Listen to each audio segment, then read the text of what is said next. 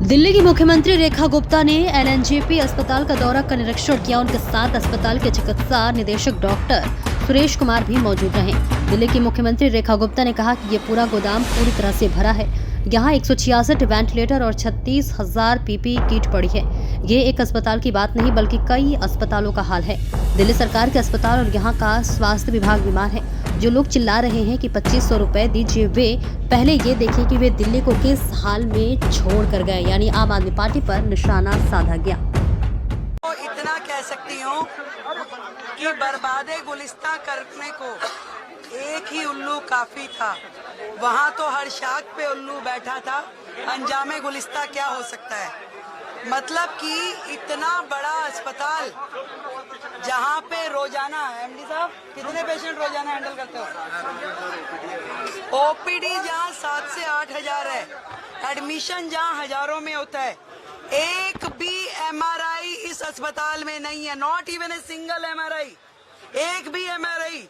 और जो CT scan है वो 12 साल पुरानी मशीन है, जबकि एक सीटी स्कैन मशीन की लाइफ 10 साल की होती है। 40% पोस्ट खाली है। इतनी बुरी स्थिति में जहां की ICU bed only 95 ICU bed, जहां रोजाना के 7,000 ओपीडी के मरीज आते हैं। और जिस तरीके से यहाँ पे काम होना चाहिए, इतना बड़ा अस्पताल जो दिल्ली एनसीआर पूरे को फीड करता है। अभी जो गायनी ब्लॉक में मैं गई, उनका ये कहना था कि डेली की 1802 से 2000 डिलीवरीज वो लोग करती हैं महीने में 18 से 2000 डिलीवरीज होती हैं वहाँ पे। और उस अस्पताल की इतनी बुरी हालत कि जहाँ 40% स्टाफ ना हो, एमआरआई ना हो, जहाँ पे छोटी छोटी सुविधाओं के लिए फिर दोबारा किसी प्राइवेट में जाना पड़े। और वो इस हेल्थ मॉडल की बात देश भर में कर रहे थे। मैंने सही कहा था, पेमेंट असली और बाकी सारी की सारी फाइलें खाली। जो टेक्नोलॉजी, जो मशीन, जो उपकरण, जो इक्विपमेंट खरीदे जाने थे अस्पतालों के लिए, वो खरीदे नहीं गए। जो भर्तियां होनी थी डॉक्टर्स की, नर्सिस की, पैरामेडिकल स्टाफ की, वो की नहीं गई।